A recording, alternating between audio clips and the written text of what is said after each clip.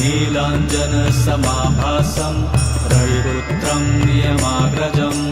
छायामार्तण्डसम्भुतं तं नमामि शनैश्चरम् नीलाञ्जनसमाभासं रविपुत्रं नियमाग्रजं छायामार्तण्डसम्भुतं तं नमामि शनैश्चरम् नीलाञ्जनसमाभासं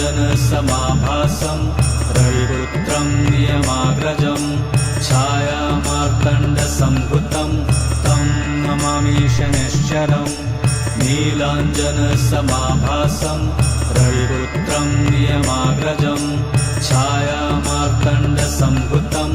तं नमामि शनैश्चरम् नीलाञ्जनसमाभासं रविपुत्रं नियमाग्रजं छायामार्तण्डसम्भुतं तं नमामि शनैश्चरम्